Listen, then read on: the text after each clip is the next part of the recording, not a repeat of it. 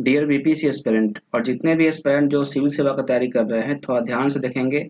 जैसा कि आप जानते हैं कि आपका जो राइटिंग स्किल है वो कितना इंपॉर्टेंट है अगर आप सिविल सर्विसेज का तैयारी कर रहे हैं तो इसे प्लीज़ आप इग्नोर नहीं कीजिएगा। देखिए अभी आपके सामने जो अभ्यास प्रश्न है वो है नाविक विद्रोह की उत्पत्ति का कारण बताते हुए स्पष्ट कीजिए कि इसने भारतीय राजनीति को किस प्रकार प्रभावित किया। ठीक है, यहाँ पे थोड़ा ध्यान देंगे कि 150 शब्द में आपको लिखना है तो ज़्यादा कचरा भरने का प्रयत्न नहीं करेंगे।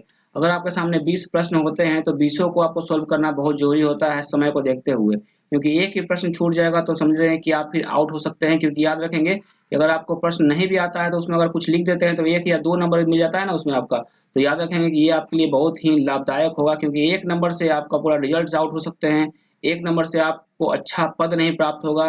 तो इस बात को आपको ध्यान रखना है कि एक-एक नंबर आपके लिए बहुत ही महत्वपूर्ण है।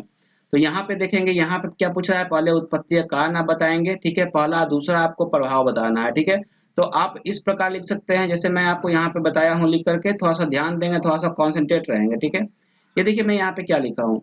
18 फरवरी 1946 को रॉयल इंडियन नेवी के गैर कमीशन अधिकारियों एवं नौसैनिकों ने बंबई में सैनिक विद्रोह कर दिया, जिन्हें क्या रेटिंग्स कहा था, बेकार भोजन, रंग भेद एवं नस्लीय गालियां इस नौसैनिक विद्रोह का मुख्य कारण था।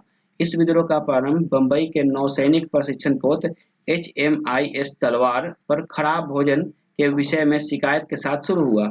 19 फरवरी तक यह विद्रोह 20 नौसैनिक जहाजों में फैल गया। ठीक है, तो इस प्रकार आप शॉर्ट में लिख सकते हैं, अपना भाषा का प्रयोग कर सकते हैं। ठीक है, लेकिन यहाँ पे थोड़ा सा ध्यान से देखेंगे और जित मेरे प्रीवियस वीडियो को जाकर आप जरूर देख लेंगे, ताकि आपको कैसे लिखना है मैं आपको बता चुका हूँ और बहुत सारे प्रश्न है जिसका आप बारी बारी से अभ्यास करते रहेंगे।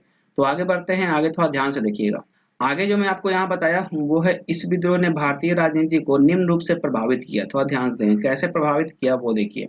मैं पहला पॉइंट दिया हूँ, आप इसे पॉइंट देकर लिख सकते हैं। ठीक है, इस विद्रोह ने यह स्पष्ट हो गया, इस विद्रोह से यह स्पष्ट हो गया था कि बिना किसी राजनीतिक दल के समर्थन के भी भारतीय जनता विद्रोह कर सकती है। ठीक है, दूसरा मैं क्या लिखा हूँ, इस विद्रोह का कारण भारतीय नेताओं को यह आभास हो गया कि यदि कोई बड़ा स्वतंत्रता आंदोलन नहीं किया गया तो संपूर्ण जनता स्वयं ही आंदोलन करके तथा हिंसक गतिविधियों में संलिप्त हो जाएगी। ठीक है, फिर क्या है, भारतीय स्वाधीनता संग्राम को और अधिक तीव्रता प्रदान करने में यह विद्रोह ईंधन का काम किया। ठीक है, क्या ईंधन का काम किया। और फिर क्या है, इस विद्रोह का प्रभाव ब्रिटिश सरकार ने कैबिनेट मिशन भेजा। ठीक है, और इसके बाद क्या है, इस विद्रोह ने स्वतंत्रता आंदोलन और राजनीतिक नेतृत्व की दशा एवं दिशा बदल कर रख दिया। ठीक है, तो ऐसे आप इसका महत्व को लिख सकते हैं। यहाँ पे और भी महत्व है उसे आप इंक्लूड कर सकते हैं इसमें, तो इस बात को थोड़ा सा आप ध्यान देंगे। ठीक है, तो आगे बढ़ते हैं। तो आगे आप ध्यान देंगे, इस प्रकार आप निष्कर्ष दे सकते हैं जैसे यहाँ पे मैं दिया हूँ, आप भी अपना भाषा का प्रयोग करके लिख सकते हैं, लेकिन याद रखेंगे जरूर आपको लिखना है। ठीक है, भारतीय स्वतंत्रता संग्राम के अंतिम पड़ाव, ठीक है, यहाँ पड़ाव होगा। ठीक है, पड़ाव की सौर्यपूर्ण घटना नौसैनिकों द्वारा किया गया यह विद्रोह था, जिसने ब्रिटिश शासन के अंत को देखने के लिए भारतीय लोगों के सभी वर्गों के दृढ़ संकल्प को और मजबूत किया। पूर्व लेफ्टिनेंट पर्सी एस गॉर्गी, ठीक है, ने अपने पुस्तक, यहाँ आप उनका नाम को अगर मेंशन नहीं करेंगे तो चलेगा, लेकिन यहाँ पुस्तक को जरूर थोड़ा मेंशन कर देंगे। The Indian naval report of 1946 में लिखा है कि घटनाओं की श्रृंखला ने पूरे राजनीतिक माहौल को प्रभावित करने वाले उत्साह के बढ़ते बुखार को क्या हुआ, जन्म दिया है। ठीक है, क्या है, पूरे राजनीतिक माहौल को प्रभावित करने वाले उत्साह को बढ़ते बुखार को जन्म दिया। ठीक है, और अतः इस बात से यह स्पष्ट होता है कि यह विद्रोह भारतीय स्वतंत्रता संग्राम की दिशा में कितना महत्वपूर्ण था।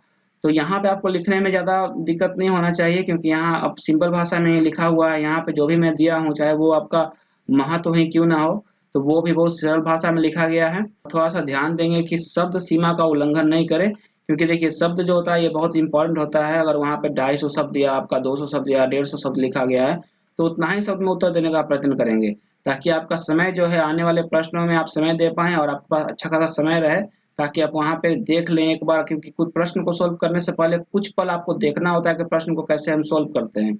और प्रश्न में हमेशा कीवर्ड को जरूर पहचानिए। मेरे प्रीवियस वीडियो को जाकर जरूर आप देखिए। फिलहाल मैं चलता हूँ। जय हिंद।